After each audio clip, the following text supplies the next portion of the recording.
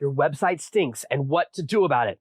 Find out on today's episode. Today's episode is brought to you by Social Pilot, the social media and marketing tool for bloggers and small businesses. Join over 20,000 social media pros at servenomaster.com/socialpilot today. Are you tired of dealing with your boss? Do you feel underpaid and underappreciated? If you want to make it online, fire your boss and start living your retirement dreams now, then you've come to the right place. Welcome to Serve No Master Podcast, where you'll learn how to open new revenue streams and make money while you sleep. Presented live from a tropical island in the South Pacific by best-selling author Jonathan Green. Now, here's your host. Today's a very special episode because it's near and dear to my heart, and I'm excited to spend some time with you guys. Again, I'm in the garden. As always, there's a day-long brownout on my island where they do some electrical repairs, which means there's going to be a lot of surprises in the background. You think that means it's going to be quieter, and I hope that way. I'm up early in the morning to do this recording. But you know, my kids, the dogs, the neighbors, there's always a little bit of background noise, so you get a feel for that island life. And we're going to really dig into the importance of a website. Now, here's something I want you to think about. I have no power right now. My laptop only has 20% battery remaining, so I can't really spend time on the computer. And yet my website continues to work for me. If you visit my website right now, you can visit my website. You can give me your email address. You can get emails from my system. You can make purchases. The website is an employee that works for you 24/7. No matter what industry you're in, how you're operating, it becomes the centerpiece of your business. Now, you may have started out on other channels and built a big YouTube channel or a big social media channel, and those are fine, but you don't own those. If YouTube goes out of business, your channel disappears. If Facebook gets broken up for being a monopoly, you might lose your business. Things can get broken in that system, and it's not your fault. What that means is that things outside your control can push you out of business. But your website stays with you no matter what. Your website for your band can stay with you as you transition from MySpace to Facebook to TikTok and each new social media platform that comes out. And so we want to look at our websites in a holistic way. And I'm going to give you some tools and techniques to fix what's wrong. Now, first of all, we need to have a really simple measure of success. And the best way to measure success is how many people are joining your mailing list every day. The end result of your website, if you're building a funnel similar to how I teach, is that you're trying to build a mailing list. And the number we want to hit is 10%. So for every 10 people who visit your website, one should give you their email address. If your number's below that, and I've been there. 2 years ago, I paid an analyst to go through and analyze all my numbers and go through everything and really help me figure out what's working, what's not going on my website. And I was at about 2%. We worked together and I got to 12%.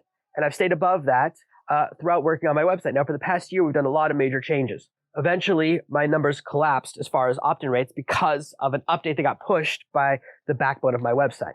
And that's what I want to talk about. Fixing that problem, because my business is so big, because my website has so many pages, has taken more than 6 months. So I want to open up by telling you guys, I learned this the hard way. I made some mistakes along the way. One of the biggest mistakes that I made in order to save a little bit of money and make things easier for you guys is that I built my first membership site at servenomaster.com/members. What that means is that the main website and the membership website were tied to each other. They were tied to the same domain, even though they were separate WordPress installations, separate websites. Because it was a subdomain, when I realized I needed to move my website to a new host, I had to break them up first. And that's why I built Ronin School. So my membership area is at roninschool.com, and you only get access to that when you make a purchase. That's only for delivery of paid content. That's a separate site with a separate design that still matches my aesthetic. I spent a long time making something cool with lots of ninjas that represent my feelings about online marketing. And that's because I had to move to new hosting. So my main site, my membership area, finally moved to my new host. And I went through this massive process. And even then, my page designer is just constantly taking too long. And so that's why everything's taking too long, because we had hundreds of pages to change over.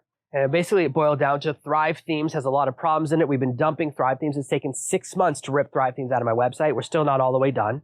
Hopefully by the time you hear this episode, we will be. And switching to Elementor. And even then, we're really doing as much as we can to lighten how many of these pages we'll have to change if we ever do this transition again. We're trying to make this into a smoother process because it really should have taken a month, but it's taken almost 7 months. And that's painful experience. But once all this is done, my opt-in rate will again go above 10%, hopefully to 12 or 15%. And that makes a really big difference. See, the earlier in your relationship with your customers you make an improvement, the more effective it will be. Let me give you an example so you can really understand why this is important and how we're looking at the beginning of the funnel. Let's say you have a sales page and your sales page is converting at 1%. You can improve it, tweak it, make it better, and you get it all the way up to 2%. You've doubled now from Every one person who out of 100 buying it, you get to 2. You've doubled how much money you're making. That's really awesome. But how many people see that sales page is controlled by how many people enter your funnel earlier. So if you have a really bad conversion rate at the beginning or a low conversion rate at the beginning, you don't even have a chance to send people to your sales page. And if you have 10 products, in order to improve your sales across your funnel, you have to improve all 10 sales pages. But if you just double how many people see all of your sales pages, you double how much money you make. And that means earlier in the process. So we really want to get as many opt-ins in and people on your email address list as early as possible in order to make it successful. And so there's a couple of things we want to look at to improve people's experience on your website. And I don't want to get too technical. What I want to do is really do big picture overview stuff, things that are really obvious. Okay. So number one, the first thing to look at is it easy for people to join your mailing list? And that's a really important question because it's not. Right now, it's hard to join my mailing list because the two pieces of software I use are clashing with each other. So until I rip out Thrive themes, my pop-ups and most of my opt-ins aren't showing for everyone. That's a technical problem that I've been working on for a long time, and it's why I've switched to Elementor. It's why I no longer have Thrive themes listed on my tools page.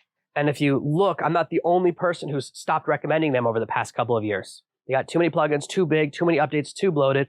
My websites crash all the time because of their technology. So because of this technical problem, I'm working through this process and realize it's a great time to share it with you. Making it easy means it's easy for people to find and see what your free gift is. I've seen people who bury it at the bottom of their homepage, who bury it at the bottom of a sidebar, who you have to go through 3 clicks to see the opt-in form. One of the things that I tested when my plugin opt-in was working last year, that I finally built a version that was really working. And it was about course creation because that was a winner. And it said, click this button and you'd go to another page and you could enter your email address and more information. I then tested that against just entering your email address on the opt-in form. And guess what? Conversions went up. So testing is part of this process, but it begins with making it as easy as possible. How many clicks does someone have to do in order to join your mailing list? The second thing to look at is your free gift enticing. Now, that's hard, and there's no perfect answer, and there's a lot of different things you can try. I've been talking a lot about quiz funnels lately because I've been going through the Ask Masterclass from Ryan Levesque, which have been promoting for a while, and I bring it up every year when they open the doors because that's a program that I've used, and it really lets you customize and better connect with your audience. And it's a way to ask questions before you have a gift to figure out what people want. And I'm constantly trying different forms of speaking to my audience. So I'm giving away different free gifts all the time. You know that I have gifts about podcasting and product creation and all these other areas, how to make your first $1,000 online. So I'm always looking for a way to improve my numbers. And it starts with, are you giving away something of value? And if you're just giving away a subscription to your mailing list or saying, hey, we'll email you once a week with some cool stuff, it's not enticing. It's not of value. You're not saying your email address is valuable. You're not going to get that conversion rate. So those are the first 2 high-level things to look at is it easy to do and are you giving something of value? The next thing you want to look at is overall, is there a problem with your website? And that's what we want to dig into. So one of the most important things that's becoming a bigger and bigger issue is your website HTTPS? If it doesn't have the S showing, if it doesn't show that little lock in the corner, then you're always going to get less traffic. People are going to be more trepidatious. A lot of browsers give alerts that say, hey, this website's not secure. And it's easy to do. There's now a whole setup. It used to cost hundreds of dollars to set up HTTPS. And you still can. If you want to get an expensive certificate, you can pay a couple hundred up to a couple $1,000s a year for a really expensive HTTPS certificate, or you can get a free one from Let's Encrypt, which is what I use. Let's Encrypt is something set up basically by Google and a bunch of other companies to make HTTPS available to the masses because a more secure internet is good for everyone. And that's what I recommend. You should talk to whoever your host is. If you use Kinsta or Bluehost, like I recommend, which are the high end and the low end, the beginner level Bluehost, all my Bluehost sites are HTTPS as well. And there's a cool plugin that makes it easy. It's called Really Simple SSL. I have a link to it on my TOOLBOX page. I'll put a link to it in the description for the show notes for this episode. What that plugin does is it makes sure that if someone goes to an HTTP version of a page, it pushes them to the HTTPS. That means your site is secure. You'll get pushed up higher in the rankings. The next thing you want to look at is how fast is your website. There are loads of different tools. The most popular tool for the past few years is from GTmetrix. And you go to GTmetrix website and you type in your homepage and it will tell you how long it takes to load.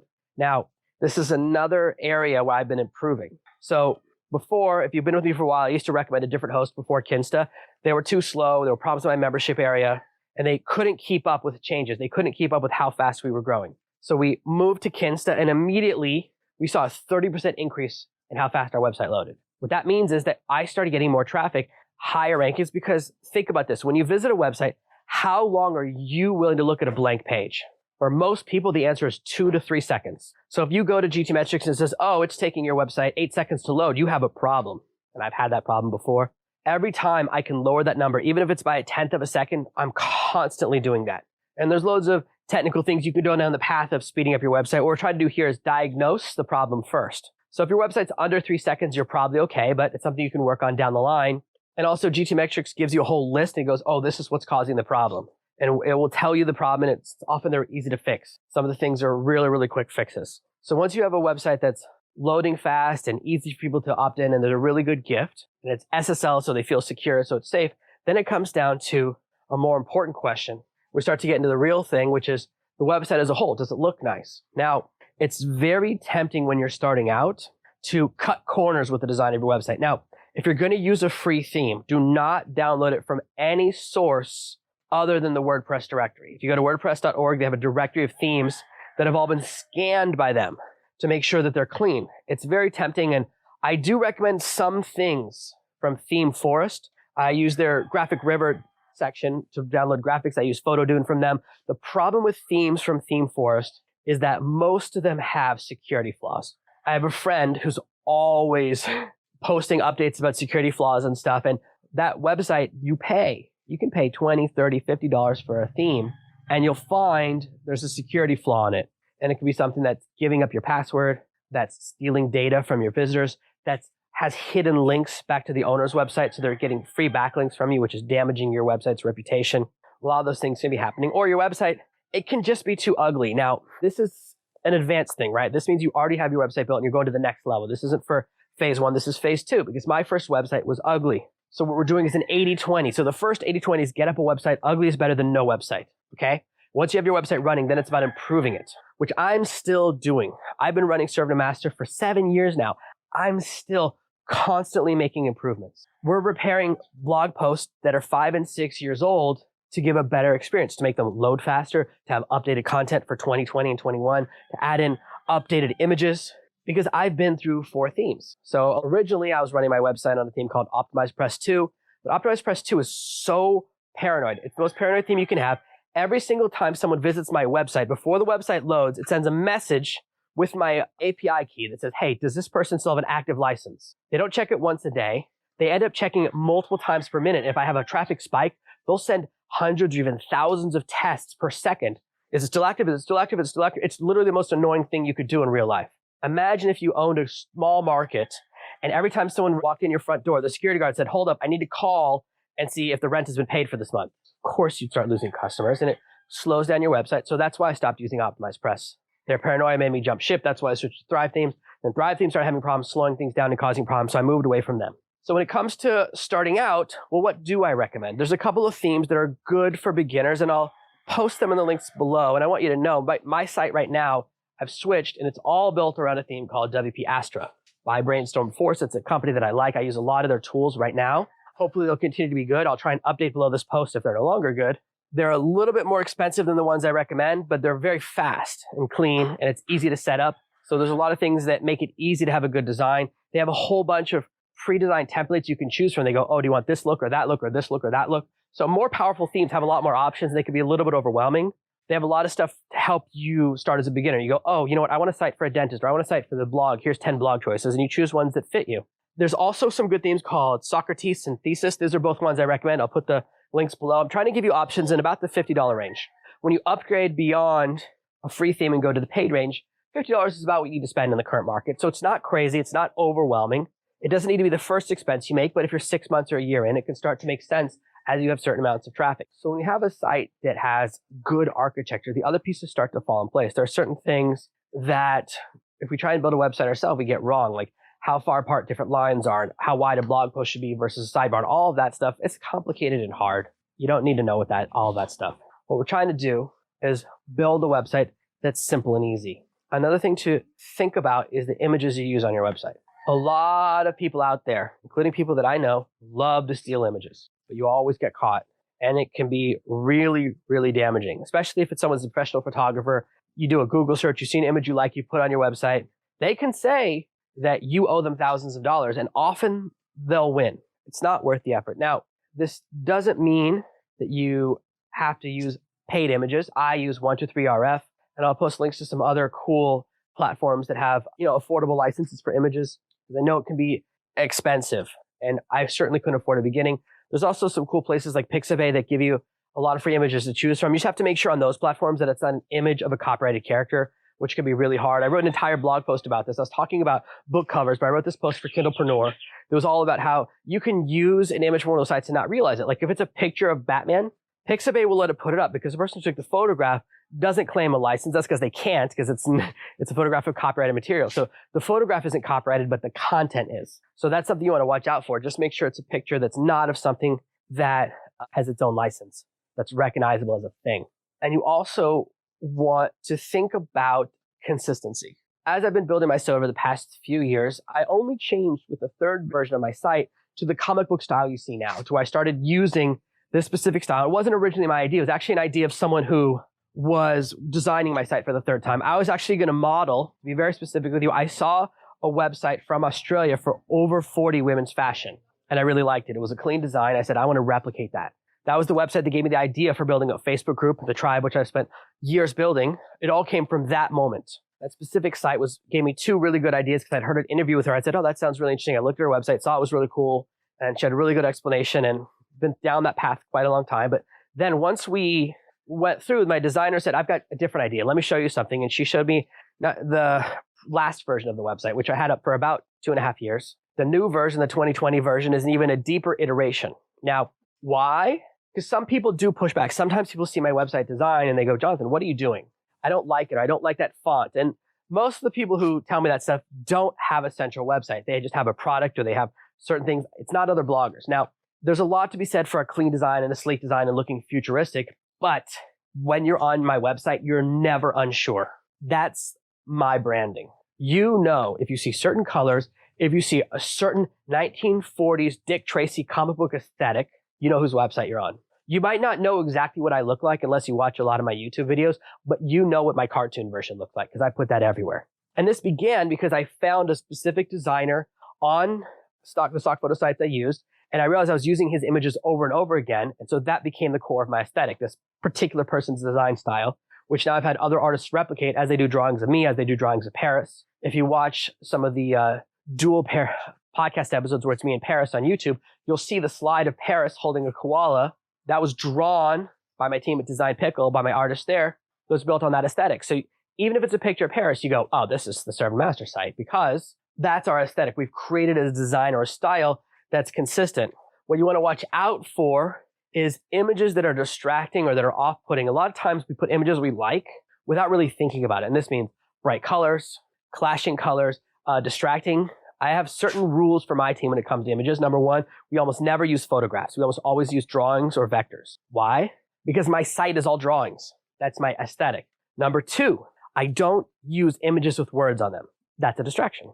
If I have an image in a blog post that has text on it, even if it kind of matches what's going on or a little bit goes with the flow of the article, I find it is a distraction. Now, that's just me. You can work on your own flow. What I want you to do is look through your website as a whole and say, is there a consistent feel? Whether it's consistent feel of professionalism, cleanliness, design, aesthetic, colors. I use colors that most people would never use in their branding. But once I selected those colors, I use them consistently over and over again. If you watch a YouTube video about podcasting by me, it's going to have the same colors every single time when you see that opening card. Same thing for if it's a post about blogging or ghostwriting. We design on color aesthetic. I worked with my team, did a whole color palette process. So we do some things that are pretty edgy when it comes to color design, and it's all intentional. And I'll tell you a little bit about my design so you know. My design is something that most people under the age of 40 do not like. I've tried to hire multiple Western social media girls to work for my team. 4 different times. I've had a conversation with a woman in her 20s who has a degree in social media, experience in social media, and she talks about how much she doesn't like the design. They want me to do a whole redesign. They go, millennials won't like this. And they don't get it. Millennials are not my customers. Millennials don't listen to this podcast. I don't speak to millennials. I'm marching into my 40s. I have a different specific audience. And it's okay that some people don't like you. I know that some people don't like me. Now, it doesn't work when it's someone on my team and they don't get it. So each of those people, they spent so long trying to change the aesthetic that I had to let each of them go because they didn't understand. It's not about what I like, it's about what my audience likes. And my audience, what I see is a response to an aesthetic that reminds them of their youth, whether they liked Calvin and Hobbes as a kid or Dick Tracy comics or something in between. It reminds them of reading the funny pages or how much they like comic books in the 60s and 70s and 80s. It's designed to remind you of that feeling more than anything else. It's designed to give you a feeling of comfort, a feeling of safety, and a feeling of familiarity. And far too many people are focused on what's really cool on social media, what's really cool with everyone. I'm not trying to be everything to everyone. My website design is number one, something that I like. Now, that's not always the right answer, right? Because sometimes we like something so much, it's killing our numbers. But what I look for is, how does my audience respond? And I'm constantly looking at that, and I'm constantly sending out surveys and polling you guys and trying to interact with you guys and find out how you feel about stuff. And so there's an intention. It's okay, even if you're doing something wrong. If you do a website design that's not right, that people are pushed away from, but they can really recognize who you are, you've accomplished something, and that's okay. Because you can reinvent, you can redo it, you can improve. What I want you to see is that this is a process of continual improvement. When I was in high school, my first martial art I ever studied was called Chung Sil Taekwondo. It means constant and never-ending improvement. It's a Korean phrase. Probably mispronounced it because it's been 20 years since I've said it. Chung Sil Kwan Taekwondo or Chung Sil Taekwondo. And the idea is you're always trying to get better. And that's how my website is. My website iteration, the 2020 version, is building on everything I've learned over the past few years. And even now, after working on it for 6 months, I'm still thinking about, oh, there's a bunch of stuff I want to do as a new iteration. There are things I can do now with a larger team of 8 people that I couldn't do 6 months ago when I started. And that's why we're constantly improving. So you'll have more budget, more time, more resources available to continually improve your website. What this means is that we're constantly innovating. Now, this doesn't mean you're reinventing the wheel. I don't recommend starting completely from scratch. Find a template that has the pieces you want and then fill it in. That's exactly what I did. I started off with a template. That was my first version. Then the second version, a designer took that and removed half the stuff from the homepage and shortened it and cleaned it. And we've done that again.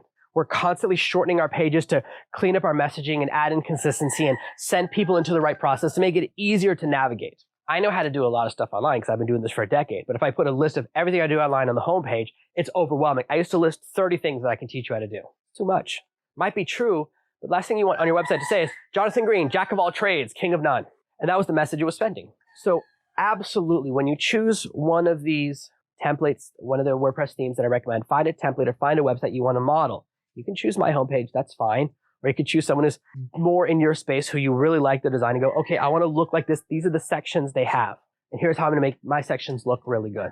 That's how you can start. So rather than reinventing wheel, rather than starting from scratch, rather than going, I'm going to rebuild, you can build a website, model on someone else. And for features you want, you could find the theme that has or the plugins that I'm using and replicate those exact things. It's much easier to do that than to just go out and guess and do it on your own. And finally, I want you to keep in mind the 80-20 rule. 80-20 rule, the Pareto principle, says that 80% of your revenue will come from 20% of your work.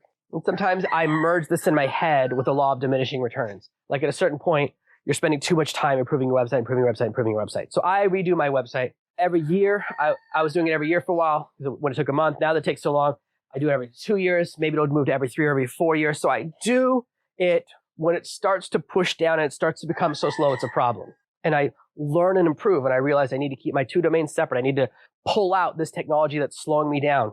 I need to really do some massive changes so that I'm future-proofing myself. I'm always thinking of the next design iteration. Even now, I'm so excited that I can finally use my favorite pop-up and list-building tool, Convert Pro. I love it. It works so well. I've been so stressed out that Thrive Themes blocked it, okay? It was a really bad experience for me. It's costed me probably thousands of followers, okay? It's cost me thousands of dollars to change the website and thousands more in lost opportunity because a piece of tech stopped working that I over-relied on. So the more I can rip that out of my website and remove it forever, the sooner every last vestige of code from Thrive Themes is gone from my website, the sooner I'll be happy. Because I'm tired of stuff not working. Tired of not making money, not growing my audience because of one bad technical decision. And I'm learning now how to make it easier so that when I do want to do changes again in the future, it won't be as hard. It's a process. And even crazier now, I have a full-time developer who's amazing. He can do really advanced stuff. He's like, we don't even need a theme. I can build it all from scratch. I'm like, okay, that's a little bit of what? I didn't even know that was possible. So now things are possible for me now that weren't possible at the beginning of this process. So each time you reiterate, you just say, is it the right time? Is it worth me rebuilding the website? And it always goes back to this. How are your conversion numbers? How many people are visiting your website?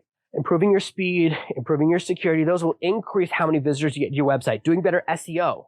having longer blog posts and having backlinks to your website brings you more traffic. And then the question is, of those people coming in, are they giving you their email address? Are they staying long enough to read a post? Are they reading multiple posts? Or are they leaving as fast as they can? That's where you can find your areas to improve. And so I absolutely recommend you take a cold, hard look at your website and say, is this something that's worth me investing in right now? And you might be in that middle space where you go, you know what? It's not perfect, but it's good enough for now. My website was like that for 2 years. And then I realized I got to do a big change. And when I said I'm going to do all these other changes, I decided to do a massive redesign as far as the look as well. So it's all part of that process. So I'm really excited to see your designs in the comments below. Whether you're on YouTube watching the YouTube video, please post a link to your website and I'll check them out. And maybe I'll do a video where I give you some feedback on your websites, or you can post links in the comments below on the blog post on servedmaster.com below this episode. Either way, thank you guys so much for listening, and I can't wait to see you turn your websites into something that is awesome. Thank you for listening to this week's episode of Serve No Master. Make sure you subscribe so you never miss another episode. And we'll be back next Tuesday with more tips and tactics on how to escape that rat race. Head over to servenomaster.com/podcasts now for your chance to win a free copy of Jonathan's bestseller, Serve No Master. All you have to do is leave a 5-star review of this podcast. See you Tuesday. Ready to turn your readers into addicted fanatics? Learn how with my free training, The Trap System, at servenomaster.com/trap.